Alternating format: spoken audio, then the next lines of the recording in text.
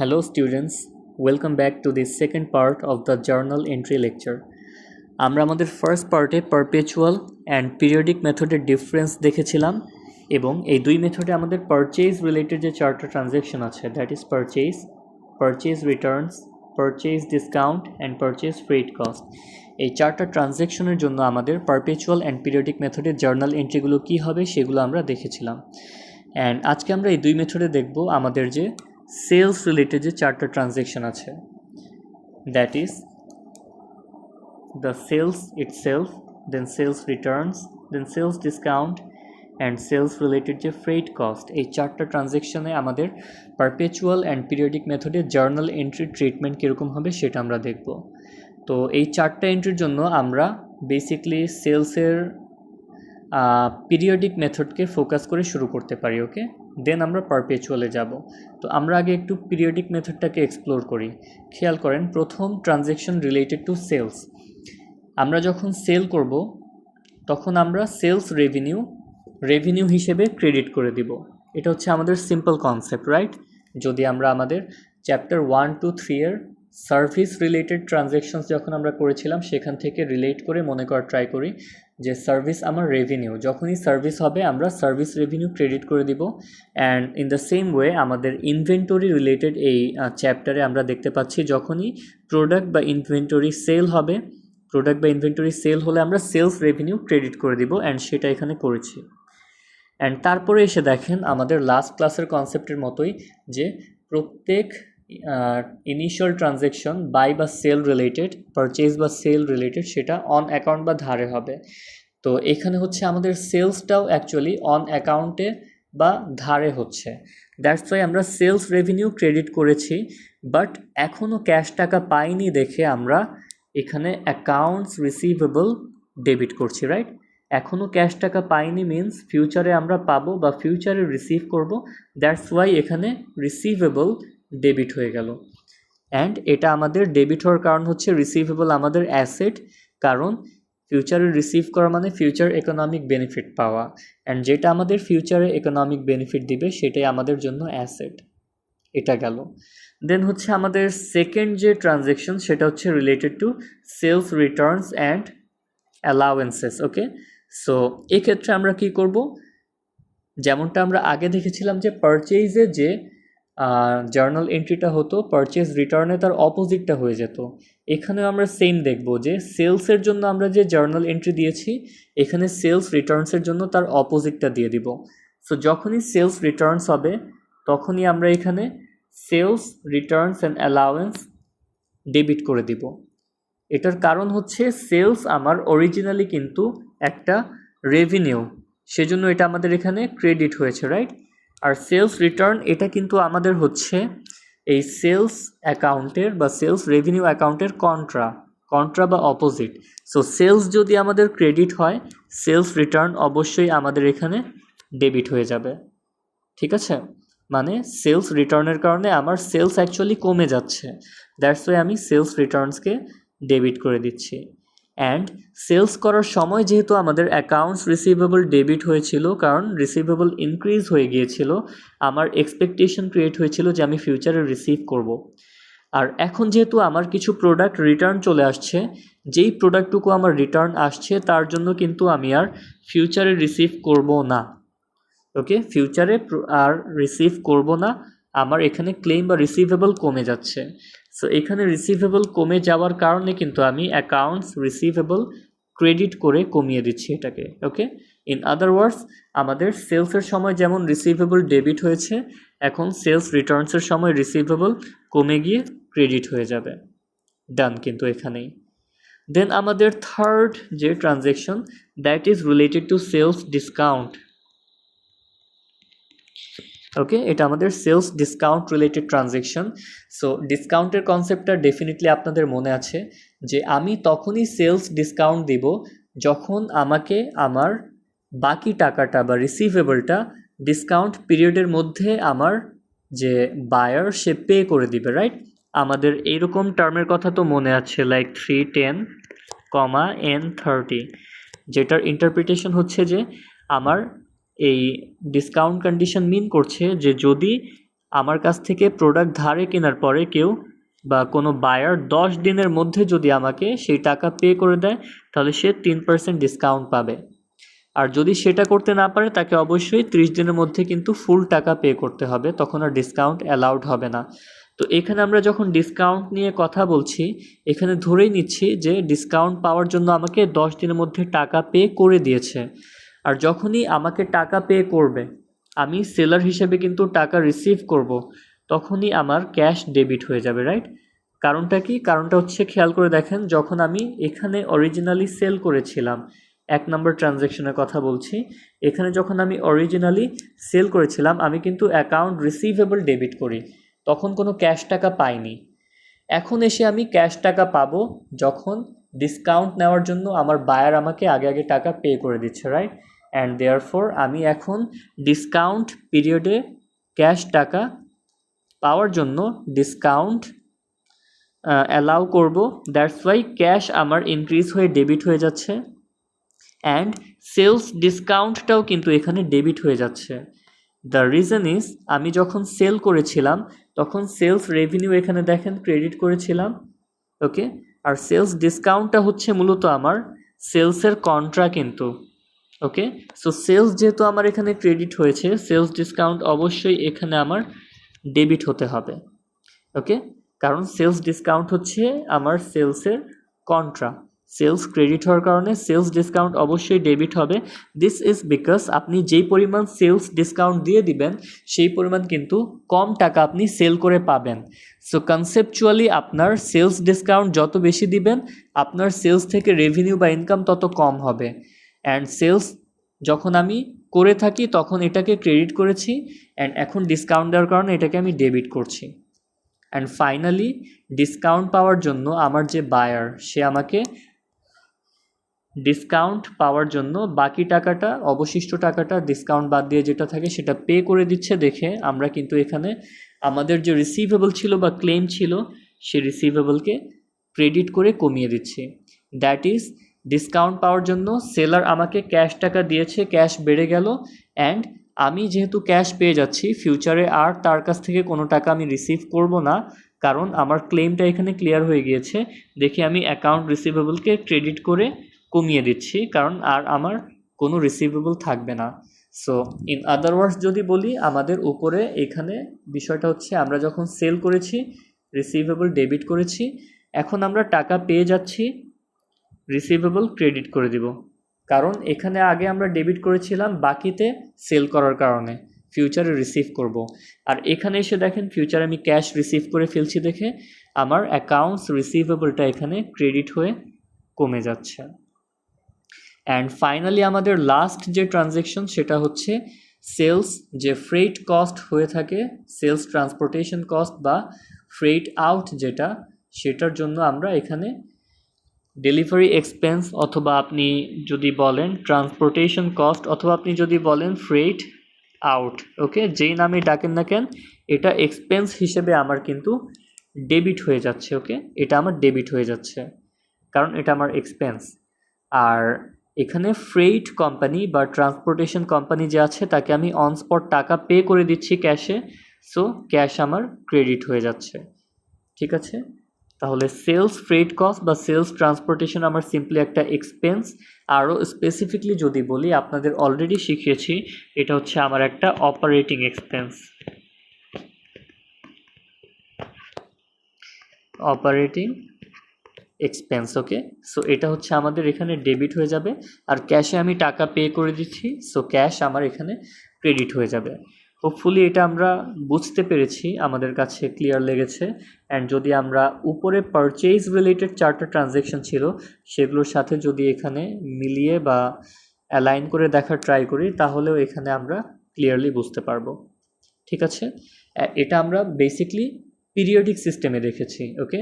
So periodic সিস্টেমের বৈশিষ্ট্য বা ক্যারেক্টারিস্টিক যদি আমরা মনে করার ট্রাই করি, পিরিয়ডিক সিস্টেমে কিন্তু আমাদের ইনভেন্টরি ইনক্রিজ হচ্ছে নাকি ডিক্রিজ হচ্ছে এটার আপডেটটা কিন্তু রিয়েল টাইমে ট্র্যাক করা যায় না, এটা পিরিয়ডের শেষে একবারে গিয়ে যখন ফিজিক্যাল কাউন্ট করা হয় তখন জানা যায়, রাইট? এই কনসেপ্টটা যদি আমরা বুঝে থাকি তাহলে এই ক্ষেত্রে দেখেন আমরা সেলস রিলেটেড ট্রানজ্যাকশনে কিন্তু সেলস করার পর শুধু সেলস ক্রেডিট করেছি, আবার সেলস রিটার্ন পাওয়ার পর সেলস রিটার্ন কিন্তু ডেবিট করেছি, সেলস ডিসকাউন্ট অ্যালাউ করার পর সেলস ডিসকাউন্ট ডেবিট করেছি, অ্যান্ড সেলসের যে ফ্রেট কস্ট সেটা হওয়ার পর আমরা ট্রান্সপোর্টেশন কস্ট বা ফ্রেট আউট আমরা ডেবিট করেছি। এখানে কিন্তু কোথাও ইনভেন্টরি রিলেটেড কিছু আমরা দেখতে পাচ্ছি না। ওকে, এখানেও কিন্তু আমরা কোথাও ইনভেন্টরি রিলেটেড কিছু দেখতে পাচ্ছি না, রাইট? কারণ এটা হচ্ছে আমাদের একটা পিরিয়ডিক সিস্টেম। ওকে, এই জন্য আমরা এখানে ইনভেন্টরি রিলেটেড কোনো কিছু বেসিকলি দেখতে পাচ্ছি না।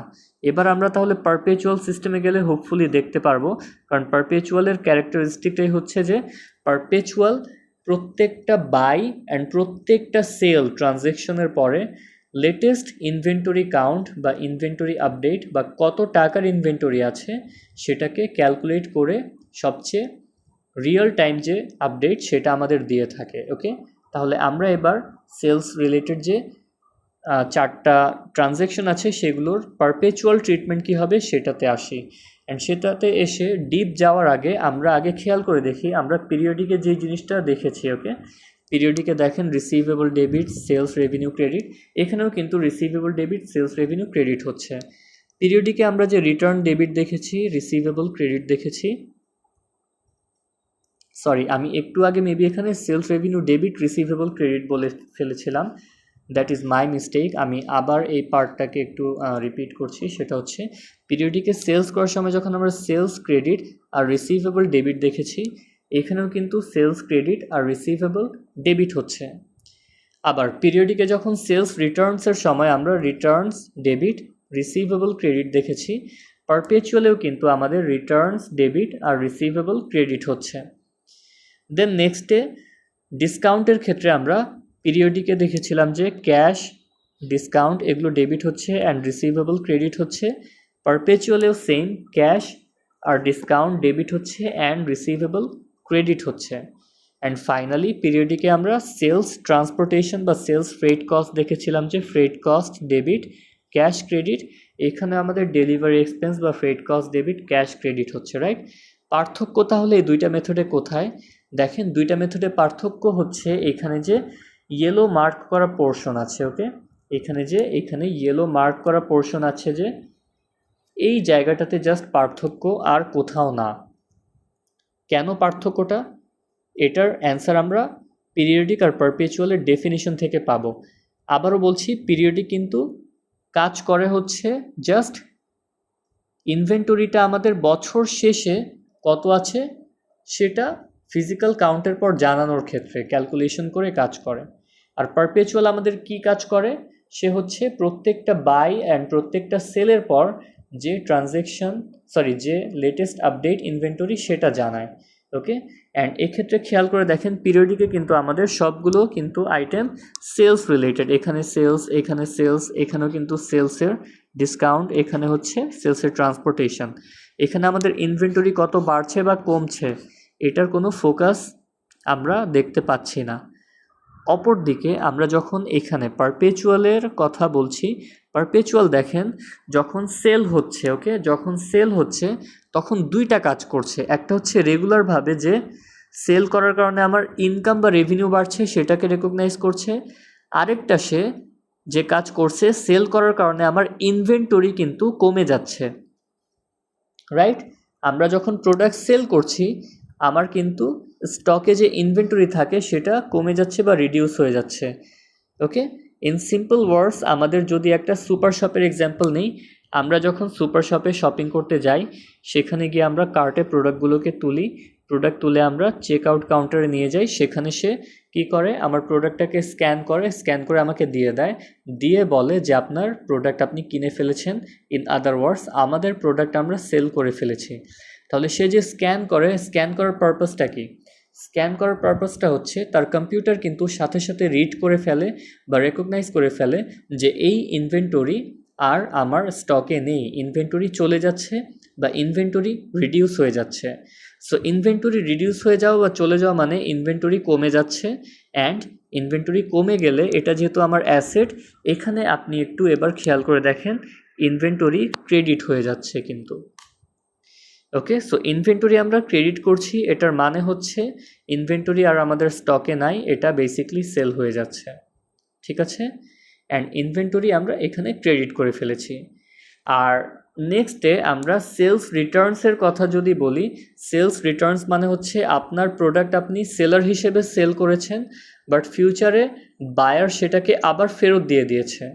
সো সেলস যখন হচ্ছে তখন কিন্তু ইনভেন্টরি ক্রেডিট হয়ে কমে যাচ্ছে, আর সেলস রিটার্ন যখন হচ্ছে তখন এবার এসে দেখেন ইনভেন্টরি কিন্তু বেড়ে যাচ্ছে, অ্যান্ড বেড়ে গিয়ে এটা কিন্তু ডেবিট হয়ে যাচ্ছে। রাইট, এটুকু আমরা আশা করি বুঝতে পেরেছি যে যখনই আমাদের এখানে সেলস হবে তখনই ইনভেন্টরি চলে যাচ্ছে, এই জন্য ক্রেডিট হয়ে যাচ্ছে। আর যখনই সেলস রিটার্নস হচ্ছে তখনই ইনভেন্টরি আমার আবার ফেরত চলে আসতেছে, স্টকে এসে অ্যাড হয়ে যাচ্ছে, সো ইনভেন্টরি এখানে ডেবিট হয়ে যাচ্ছে। ঠিক আছে, এখন ফাইনালি জাস্ট একটা জিনিসই বাকি থাকে, সেটা হচ্ছে আমরা সবই দেখলাম এখানে কস্ট অফ গুডস সোল্ডের কাজটা কি, যেটা সেলসের ক্ষেত্রে ডেবিট হচ্ছে আর সেলস রিটার্নসের ক্ষেত্রে আমার ক্রেডিট হচ্ছে।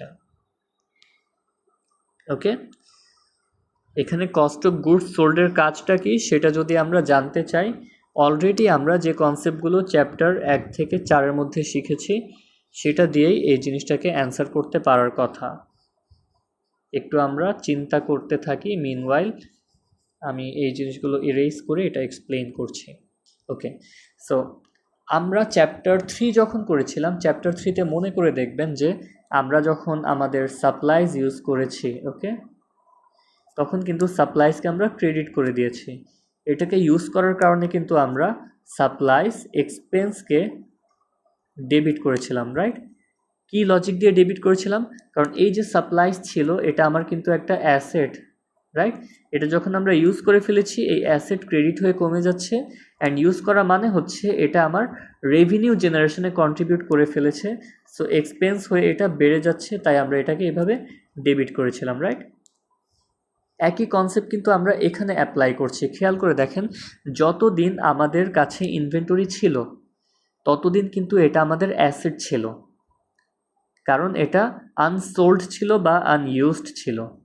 ওকে, বাট এখন যখন আমরা এই ইনভেন্টরিকে সেল করছি, সেল করলে দেখেন একদিকে কিন্তু আমাদের এখানে সেলস রেভিনিউ ক্রেডিট হয়ে যাচ্ছে বা ইনকাম বেড়ে যাচ্ছে। রাইট, অ্যান্ড এটার মানে হচ্ছে ইনকাম বেড়ে যাওয়ার মানে আমি কিন্তু এই ইনভেন্টরিকে আর নিজের কাছে রাখতে পারছি না বা আনসোল্ড বা আনইউজড অবস্থায় রাখতে পারছি না, এটাকে আমি সেল করে দিচ্ছি।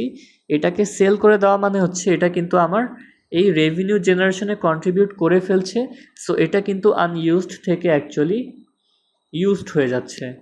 সো যেটা আনইউজড ছিল সেটা কিন্তু আমাদের অ্যাসেট ছিল, আর যেটা ইউজড হয়ে যাবে সেটাকে অবশ্যই কি করতে হবে, আমাদের এক্সপেন্স করতে হবে কিন্তু।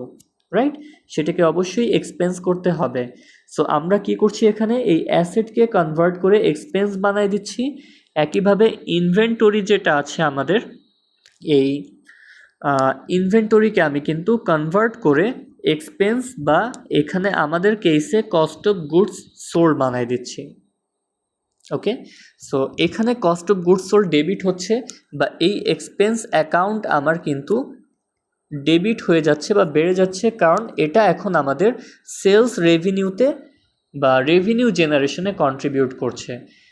ওকে, আমাদের ম্যাচিং প্রিন্সিপাল যেটা আমরা চ্যাপ্টার 3-তে ব্রিফলি দেখেছিলাম, যে যখনই আমার কোনো রেভিনিউ বা ইনকাম হবে তখনই কিন্তু সেটা রিলেটেড সব এক্সপেন্স রেকগনাইজ করতে হবে, অ্যান্ড সেই প্রিন্সিপাল অনুযায়ী কিন্তু আমরা এতদিন রেভিনিউ হয় নাই বা সেল হয় নাই দেখে ইনভেন্টরিকে অ্যাসেট হিসেবে বা আনইউজড হিসেবে রেখে দিয়েছিলাম।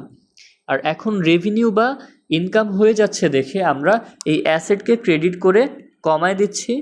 ওকে, and at the same time এই অ্যাসেট কিন্তু আমার রেভিনিউ জেনারেশনে বা সেলসে কন্ট্রিবিউট করে ফেলছে দেখে এটাকে আমি কনভার্ট করে কস্ট অফ গুডস সোল্ডে বা এক্সপেন্সে দেখাই দিচ্ছি। Okay, and cost of goods sold definitely আমার কি হয়ে যাচ্ছে, এখানে কস্ট অফ গুডস সোল্ড এখানে ডেবিট হয়ে যাচ্ছে। ডেবিট হওয়া মানে এক্সপেন্স কিন্তু আমার এখানে বেড়ে যাচ্ছে। Okay, that's why cost of goods sold আমার এখানে ডেবিট হয়ে গেল। ঠিক আছে, তো এই জিনিসটা আমরা দেখলাম।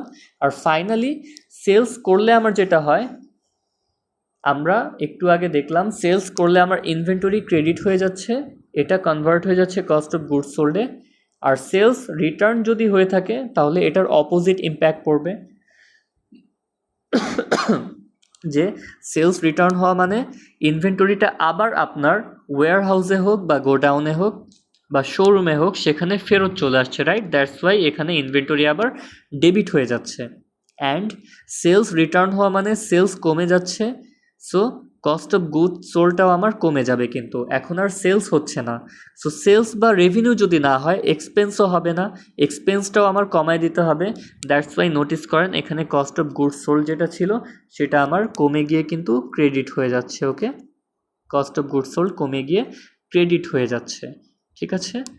তো এই ছিল আমাদের সেলস রিলেটেড যে চারটা আইটেম, দ্যাট ইজ সেলস, তার একটা কন্ট্রা সেলস রিটার্নস, তার আরেকটা contra sales discount, and finally এটা রিলেটেড যে ফ্রেট কস্ট। এই চারটা আইটেমের আমরা জার্নাল এন্ট্রিজ দেখলাম in the periodic as well as perpetual method. Okay, এখন আমি যেটা করব এই পুরো পারচেজ রিলেটেড চারটা অ্যাকাউন্ট, সেলস রিলেটেড চারটা অ্যাকাউন্ট আমাদের বোথ পিরিয়ডিক অ্যান্ড পারপেচুয়াল দুইটা মেথডে অ্যাট এ গ্ল্যান্স দেখানোর এবং সামারাইজ করার ট্রাই করব। ওকে, সো এবার একটু নোটিস করেন, আমরা শুধু পারপেচুয়াল মেথডকে ফোকাস করে দেখি। দেখেন তো, পারপেচুয়াল মেথডে প্রত্যেকবার আমি যখন পারচেজ করছি আমার ইনভেন্টরি বাড়ছে, ইনভেন্টরিকে অ্যাসেট হিসেবে ডেবিট করছি। আমি যখন রিটার্ন করছি আমার ইনভেন্টরি কমছে, ইনভেন্টরিকে ক্রেডিট করে দিচ্ছি বা রিডিউস করে দিচ্ছি, কারণ আমার অ্যাসেট কমে যাচ্ছে। আমি আর এই ইনভেন্টরি বা প্রোডাক্ট আমার স্টকে রাখছি না, আমি ফেরত দিয়ে দিচ্ছি। অ্যান্ড ফাইনালি আমি যখন পারচেজ ডিসকাউন্ট নিচ্ছি, পারচেজ ডিসকাউন্ট নেওয়ার মানে হচ্ছে আমার কিন্তু ইনভেন্টরির কস্ট কমে যাচ্ছে। সো ইনভেন্টরি যদি আমি কস্ট কমে যায় তার মানে কম টাকা দিয়ে পে করছি, এই কনসেপ্ট অ্যাপ্লাই করি, তাহলে ইনভেন্টরি ক্রেডিট করে দিচ্ছি। অ্যান্ড ফাইনালি ইনভেন্টরি বা অ্যাসেট পারচেজ রিলেটেড যে ফ্রেট কস্ট আছে এটা আমার ইভেনচুয়ালি ওই অ্যাসেটকেই ইনক্রিজ করছে। সো ইনভেন্টরি পারচেজ রিলেটেড যে ফ্রেট কস্ট এটা আমি ইনভেন্টরি অ্যাকাউন্টেই ডেবিট করে দিচ্ছি, ঠিক আছে? সো এটা হচ্ছে আমাদের পারপেচুয়াল মেথডে পারচেজ রিলেটেড ট্রানজ্যাকশন আমরা দেখলাম, সব জায়গায় কিন্তু ইনভেন্টরি আসছে, রাইট? এবার আসি সেলসে কি হচ্ছে। সেলস কিন্তু পারচেজের উল্টা। পারচেজে যদি নোটিস করে দেখেন আমরা ইনভেন্টরি ডেবিট করেছি, কারণ ইনভেন্টরি আমরা কিনেছি দেখে স্টক বেড়ে গিয়েছে। আর সেলসের ক্ষেত্রে দেখেন ইনভেন্টরি আমরা ক্রেডিট করে দিচ্ছি, কারণ ইনভেন্টরি স্টক থেকে চলে যাচ্ছে বা কমে যাচ্ছে। একইভাবে পারচেজ রিটার্ন যখন হতো আমরা কেনা ইনভেন্টরি ফেরত দিয়ে দিতাম, ইনভেন্টরি ক্রেডিট হয়ে যেত। আর সেলস রিটার্ন যখন হচ্ছে আমরা বিক্রি করা ইনভেন্টরি ফেরত নিয়ে চলে আসতেছি বা ইনভেন্টরি স্টক আবার বেড়ে যাচ্ছে, দ্যাটস ওয়াই ইনভেন্টরি ডেবিট হয়ে যাচ্ছে। ওকে, এটা আমরা দেখলাম এতটুকু। অ্যান্ড ফাইনালি আমরা ডিসকাউন্টের ক্ষেত্রে যদি আসি, পারচেজ ডিসকাউন্ট আর হচ্ছে পারচেজ ফ্রেট কস্ট দুইটাকে যদি আমরা একসাথে মিলানো ট্রাই করি তাহলে দেখেন পারচেজ ডিসকাউন্টে আমার যেমন পেয়েবল ডেবিট হচ্ছে, সেলস ডিসকাউন্টে আমার কিন্তু রিসিভেবল ক্রেডিট হচ্ছে। পারচেজ ডিসকাউন্টে যেমন আমার ক্যাশ ক্রেডিট হচ্ছে, সেলস ডিসকাউন্টে আমার ক্যাশ ডেবিট হচ্ছে। অ্যান্ড ফাইনালি পারচেজ ডিসকাউন্টে আমার ইনভেন্টরি কমতেছে, বাট সেলস ডিসকাউন্টে কিন্তু আমার কোনো ইনভেন্টরি কমা বা বাড়া নাই, এটা আসলে আমার সেলস ডিসকাউন্টই রয়ে যাচ্ছে। অ্যান্ড ফ্রেট কস্টের কথা যদি বলি, পারপেচুয়ালে আমাদের ইনভেন্টরি বাড়ছে, ক্যাশ কমছে, আর সেলস ফ্রেট কস্টে আমাদের ডেলিভারি এক্সপেন্স বাড়ছে, ক্যাশ কমছে। দুইটা ক্ষেত্রে আমার কিন্তু ক্যাশ পে করা লাগছে, একটু খেয়াল করে দেখেন, রাইট? কারণ দুইটাই আমার এক্সপেন্স। একটা নেচার হচ্ছে যে আমরা দেখেছি যে পারচেজ রিলেটেড ফ্রেট কস্ট হচ্ছে আমার cost of goods sold, and sales related freight cost হচ্ছে আমাদের অপারেটিং এক্সপেন্স। দুইটাই আমার এক্সপেন্স, দুইটার জন্য আমার ক্যাশ টাকা কিন্তু চলে যাচ্ছে, রাইট? তাহলে এটা আমরা পারপেচুয়াল মেথডে একটু দেখার ট্রাই করলাম। অ্যান্ড পারপেচুয়াল মেথডে আমরা আরেকটা জিনিস কি দেখলাম দেখেন তো, যখনই আমাদের পারচেজ হচ্ছে, ওকে, যখনই আমরা ইনভেন্টরি পারচেজ করছি ইনভেন্টরি কিন্তু এখানে ইনক্রিজ করে দিচ্ছি, রিটার্ন করে দিচ্ছি, ইনভেন্টরি ডিক্রিজ হয়ে যাচ্ছে। ডিসকাউন্টের কারণে ইনভেন্টরির কস্ট কমে যাচ্ছে দেখে ডিক্রিজ হচ্ছে, অ্যান্ড পারচেজ ফ্রেট কস্টের কারণে ইনভেন্টরির যে কস্ট সেটা আলটিমেটলি বেড়ে যাচ্ছে দেখে ইনক্রিজ হচ্ছে, রাইট?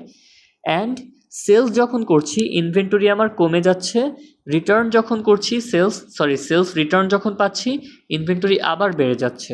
সো আলটিমেটলি প্রত্যেকটা পারচেজ অ্যান্ড প্রত্যেকটা সেলস আইটেমের সাথে সাথে কিন্তু আমাদের প্রত্যেকবার আমরা দেখেন ইনভেন্টরিকে ইদার ডেবিট অর ক্রেডিট করছি। এর মানে হচ্ছে প্রত্যেকটা পারচেজ অ্যান্ড প্রত্যেকটা সেলসের পরপরই আমরা আমাদের যে পারপেচুয়াল মেথড, ওকে, আমাদের পারপেচুয়াল মেথডে আমি ইনভেন্টরিকে আপডেট করে ফেলছি। দ্যাটস ওয়াই কিন্তু এটাকে আমাদের পারপেচুয়াল বা কন্টিনিউয়াস মেথড বলে। আমি রিয়েল টাইমে আমার ইনভেন্টরি কতটুকু আছে এটা ট্র্যাক করতে পারছি, রাইট? এই কনসেপ্টটা আমাদের সেই অনলাইন শপিংয়ের এক্সাম্পল যে দিয়েছিলাম লাস্ট ক্লাসে সেটার মতোই, যে আপনার আপনি যেখান থেকে যে ব্র্যান্ড থেকে শপিং করবেন ওদের ওয়েবসাইট আপনি ট্র্যাক করছেন, যখনই ওদের স্টক শেষ হয়ে যাচ্ছে ওরা কিন্তু এটাকে নীল স্টক বা জিরো স্টক করে দিচ্ছে। যখনই প্রোডাক্ট স্টকে 2টা আছে 2টা দেখাচ্ছে, 5টা আছে 5টা দেখাচ্ছে। যখন আরও নতুন প্রোডাক্ট ওরা কিনছে তখন 5টাকে ধরেন 25 করে ফেলতেছে, কারণ 20টা নতুন কিনেছে। আবার যখন আরও 15টা সেল করে ফেলতেছে তখন এটাকে 10 বানায় দিচ্ছে, রাইট? তার মানে প্রত্যেক বাই অ্যান্ড প্রত্যেক সেলের পর কিন্তু এই অ্যাকাউন্টগুলো তারা আপডেট করছে। ইট মিনস তারা কিন্তু পারপেচুয়াল ইনভেন্টরি সিস্টেমকে ফলো করছে, ওকে। আর পিরিয়ডিক ইনভেন্টরি সিস্টেমে আমরা কি দেখলাম দেখেন তো। পিরিয়ডিক ইনভেন্টরি সিস্টেমে আপনি কোথাও কোনো ইনভেন্টরি রিলেটেড কোনো আইটেম পাবেন না, অ্যান্ড এজন্যই যখন আপনি পারচেজ করছেন তখন কিন্তু পারচেজ অ্যাকাউন্টেই সেটাকে ডেবিট করছেন। যখনই পারচেজ রিটার্ন করছেন পারচেজ রিটার্ন অ্যাকাউন্টে ক্রেডিট করছেন। পারচেজ ডিসকাউন্ট যখন আপনি পাচ্ছেন তখন ডিসকাউন্ট অ্যাকাউন্টেই সেটাকে ক্রেডিট করছেন। পারচেজ ফ্রেট কস্ট যেটা সেটাকে আপনি ফ্রেট কস্ট হিসেবেই বা ট্রান্সপোর্টেশন কস্ট হিসেবেই ডেবিট করছেন। আর যখন খেয়াল করে দেখেন আপনি সেল করছেন, আপনার হেডেক বা মাথা ব্যথা কিন্তু শুধু sales revenue, sales return, sales discount, মানে সেলস নিয়ে আর কি। আপনি সেলস করার পর আপনার ইনভেন্টরি যে কমে যাচ্ছে বা আপডেট হচ্ছে কাউন্ট, সেটা কিন্তু আপনি কোথাও দেখাচ্ছেন না, আপনি কোথাও সেটাকে দেখাচ্ছেন না পারপেচুয়ালে। কেন? কারণ পারপেচুয়ালে আমরা পিরিয়ডিকে আমরা সব কিছু at the end of the পিরিয়ডের শেষে গিয়ে আমি একবারে ফিজিক্যাল কাউন্ট করার পরে ইনভেন্টরি কত আছে সেটা পেয়ে যাই, অ্যান্ড তখন গিয়ে আমাদের কস্ট অফ গুডস সোল্ড কত, অ্যান্ড শেষে আমার হাতে ইনভেন্টরি কত আছে সেটা আমরা দেখি, রাইট? আমরা পিরিয়ডিকে এর আগে কিন্তু ইনভেন্টরির কোনো আপডেট পাই না। আমরা কন্টিনিউয়াসলি এটাকে কিনতে থাকি, কিনে আমরা পারচেজ অ্যাকাউন্টে দেখাই, রিটার্ন করে দিলে পারচেজ রিটার্ন অ্যাকাউন্টে দেখাই, ডিসকাউন্ট পেলে ডিসকাউন্ট অ্যাকাউন্টে দেখাই। সেলসের ক্ষেত্রেও সেম, আমরা যখন সেলস করি শুধু রেভিনিউ নিয়ে চিন্তা করি, রিটার্ন পেলে সেটার রেভিনিউয়ের কন্ট্রা নিয়ে চিন্তা করি, আবার ডিসকাউন্ট যখন দেই তখন কন্ট্রা নিয়ে চিন্তা করি। বাট পারপেচুয়াল মেথড আমাদের কি করছে দেখেন তো, যখনই ইনভেন্টরি আমরা পারচেজ করছি বা কিনছি কাউন্ট বাড়ায় দিচ্ছি ডেবিট করে, পারচেজ রিটার্ন করে দিলে কাউন্ট কমায় দিচ্ছি ক্রেডিট করে, আবার ডিসকাউন্ট পাওয়ার কারণে ইনভেন্টরি কস্ট কমে যাচ্ছে, সো ইনভেন্টরি আমরা ক্রেডিট করে দিচ্ছি, অ্যান্ড ফ্রেট কস্ট হচ্ছে যখন ইনভেন্টরির কস্ট বা ভ্যালু বেড়ে যাচ্ছে ইনভেন্টরি ডেবিট করে দিচ্ছি। একইভাবে যখন সেল করছি দেখেন ইনভেন্টরি ক্রেডিট করে দিচ্ছি, আবার রিটার্ন যখন চলে আসতেছে আবার ইনভেন্টরি আমি রিটার্ন আসার মানে আমার স্টকে এসে অ্যাড হচ্ছে, সো ডেবিট করে দিচ্ছি, রাইট? অ্যান্ড আরেকটা নোটিসেবল ফ্যাক্টর এখানে আমরা দেখতে পেলাম যে কস্ট অফ গুডস সোল্ড নিয়ে, সেটা হচ্ছে কস্ট অফ গুডস সোল্ড কিন্তু প্রত্যেক সেল রিটার্নের সাথে সাথে আপডেট হচ্ছে। অ্যান্ড এটার লজিকটা কি, অলরেডি যেটা দিয়েছি যে আমাদের ইনভেন্টরি বা অ্যাসেট কিন্তু এতদিন ইনভেন্টরি বা অ্যাসেট ছিল কারণ এটা আনইউজড ছিল, ওকে, এটা আমাদের আনইউজ ছিল। বাট যখন আমরা এটা সেল করে ফেলছি এটা কিন্তু আমাদের রেভিনিউ জেনারেশনে কন্ট্রিবিউট করে ফেলছে, এটা ইউজড হয়ে যাচ্ছে। সো এটা ইউজড হয়ে যাওয়া মানে অ্যাসেট আমার এক্সপেন্সে কনভার্ট হয়ে যাচ্ছে, and cost of goods sold হচ্ছে আমার একটা এক্সপেন্স। আর সেলসের ক্ষেত্রে যখন আমার cost of goods sold debit হচ্ছে, ইনভেন্টরি ক্রেডিট হচ্ছে, সেলস রিটার্নসের ক্ষেত্রে সেটা অপোজিট হয়ে যাচ্ছে, কারণ রিটার্ন হওয়া মানে ইনভেন্টরি আবার বেড়ে যাচ্ছে আর কস্ট অফ গুডস সোল্ড কমে যাচ্ছে। কমে যাওয়ার কারণ হচ্ছে এটা নো লঙ্গার বা নট এনিমোর আমার সেলস রেভিনিউতে বা রেভিনিউ জেনারেশনে কন্ট্রিবিউট করছে। ওয়াই? বিকজ আমি কিন্তু এখানে সেলস রিটার্ন চলে আসছে, রিটার্ন চলে আসা মানে আলটিমেটলি আপনি এটাকে সেল করেন নাই, মানে ইনভেন্টরি আগের মতো আনইউজড থেকে যাচ্ছে। সো আনইউজড থেকে যাওয়া মানে এটা আর এক্সপেন্সে কনভার্ট হচ্ছে না, দ্যাটস ওয়াই আমি আগে এটাকে এক্সপেন্স করেছিলাম এখানে, এখন এটাকে আবার ক্রেডিট করে এক্সপেন্সটাকে রিভার্স করে দিচ্ছি। সো এটা ছিল আমাদের ওভারঅল পিরিয়ডিক অ্যান্ড পারপেচুয়াল মেথডে পারচেজের 4টা আর সেলসের 4টা ট্রানজ্যাকশনের একটা সামারি। সো এই লেকচারটা আমরা ভালো মতো দেখে বুঝে তারপরে হচ্ছে ম্যাথ প্র্যাকটিস করার ট্রাই করব। Thank you.